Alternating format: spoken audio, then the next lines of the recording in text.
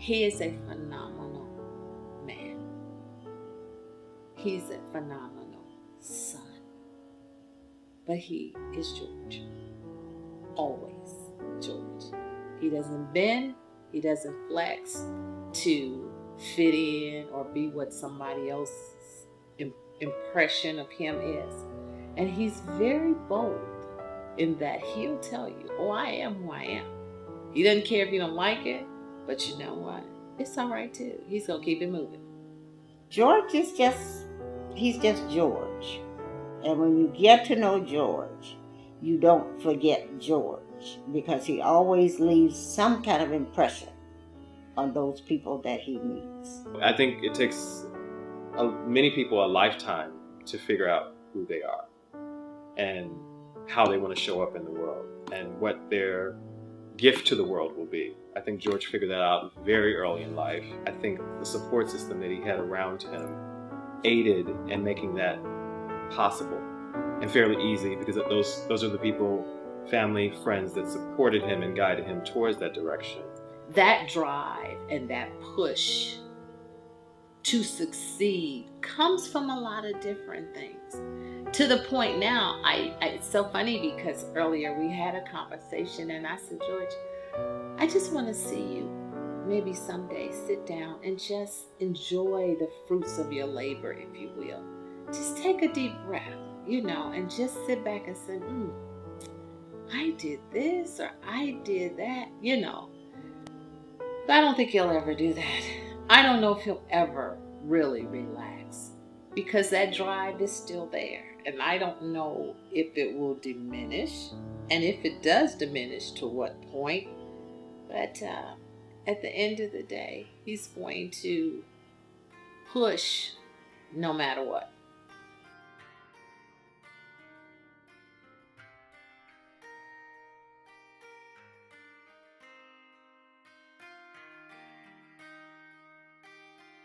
My name is George Robert Fuller.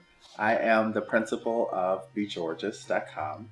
I'm a stylist. I'm an on-air fashion personality.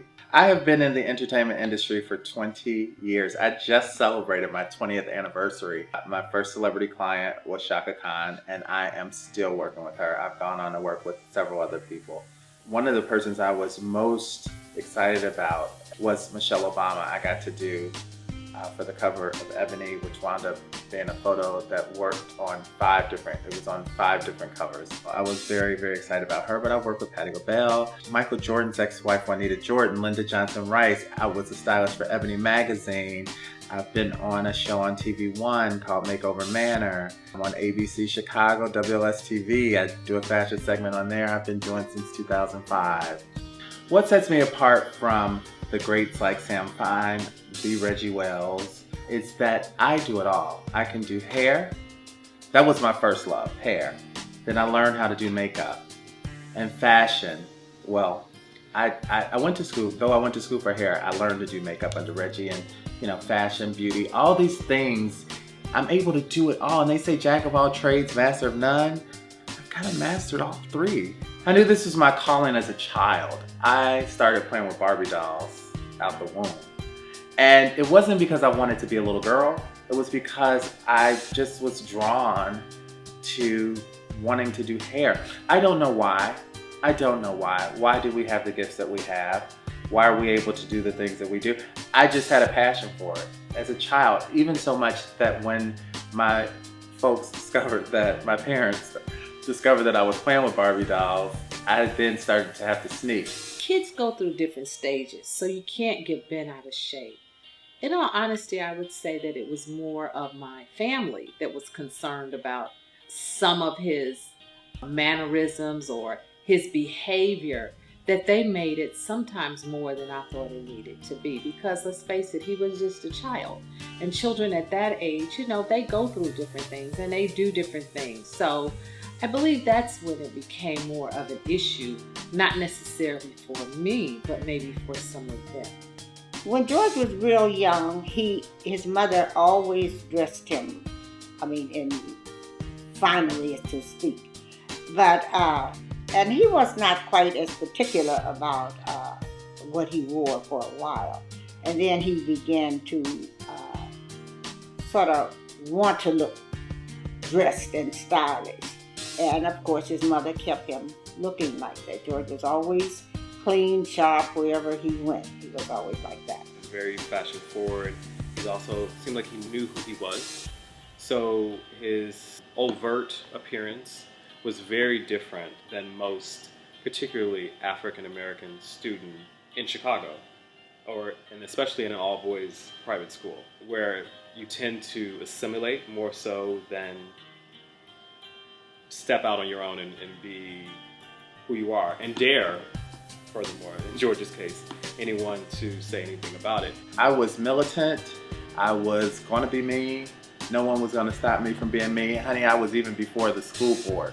I remember they were going to try to expel me. My mother wound up coming up to school with an attorney and everything. They're like, well, you know, what's this? And they wound up not expelling me because I was always smart. I was an honor roll, just smart. You couldn't negate that. I made sure I dotted my I's and crossed my T's. I have always been very protective of George. As a single parent, I was his mom, his dad, his sister, his brother, everything. So it's my role to protect him. And knowing that his mannerisms, if you will, and maybe ultimately his choice in life might not be that would be expected, it was extremely important that he knew whatever it is, whatever your choices are, it's okay.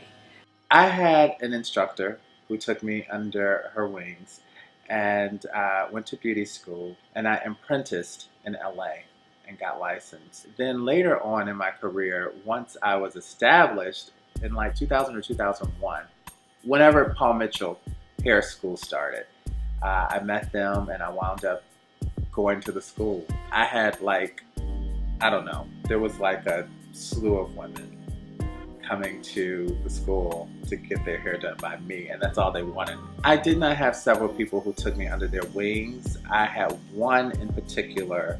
His name is Reggie Wells. He took me under his wings and really showed me the way.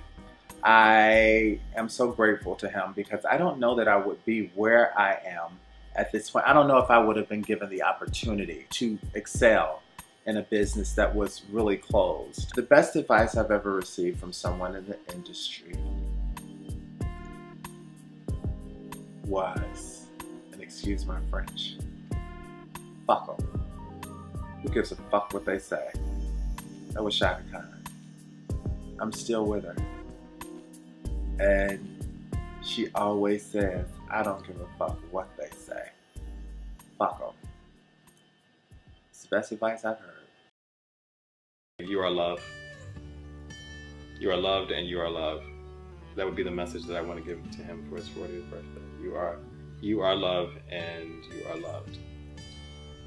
When George turns 40 years old in June, I want to tell him how thankful I am to God that he first gave him to us, and how he has grown and how he has really presented himself as a young man who, with the home training that George had, has made us so very, very proud of him. Everything he does, we're proud of him. Even when he is not the happiest person in the world, we're proud of George because George is going to be George, and George is going to do what he thinks he wants to do that makes him happy, and it makes all of us happy. I know that I raised a good son. I know that I gave him the best foundation I could. So letting him go was more of, I didn't want, and I said this to George, I never want to be the reason that you don't do something because you feel like it's not something I want you to do. So I'm not going to stand in the way of whatever your dream is, and know that I got you. Whatever happens, whatever you need to do, Mommy is always here. And I had to let him go and believe that I had done right by him, and that the things that he had learned coming up would stay with him, and that would be what would protect him and motivate him to do whatever he was going there to do. During that age, I was never able to conform because I was always looked at as so different that I had to learn how to survive through that difference or in that difference. And that is what has kept me. I believe it's what's kept me. And I believe that is God's grace. I didn't know early on that being different would be the blessing of my life. And it really has been it's really been a blessing in my life, and it's been a blessing to be different. It has been, it really has. I'm still sensitive. I actually genuinely love people. I'm concerned about what they feel. It is also my humility that it's, I think going through those things that I've gone through and making it to the other side is what keeps me strong, and it keeps me humble and sensitive to others and what they may need. You know, I used to always have to make George understand these people don't know you. So don't let that get the best of you.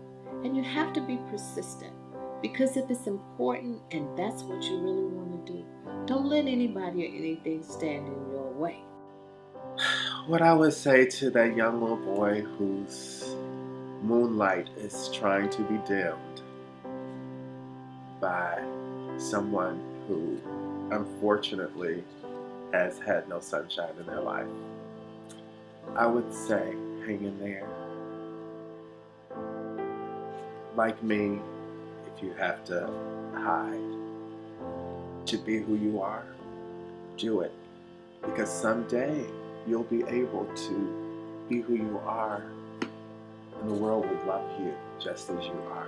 Because then you will also have the opportunity to be who you are. Even if you have to hide for a moment to discover who you are. Because for me, the hiding helped me to discover who I am. And I would say to that child, first I would say to whoever that is who's trying to dim their light, shame on you. Shame on you. Shame on you. We're here to encourage children to be all of whoever they are. Because we have all learned that it is when we tell them that they're doing something wrong that they do go and hide, and it draws more attention to it. If we just allow people to be who they are, that very person may be someone who saved your life. So I would say to that child, keep living, keep discovering, and eventually through discovery you will learn to love who you are, and you will one day be fearless. Through faith and application, you can achieve anything. You can. That's the only thing I would like to share. Just be Georgous.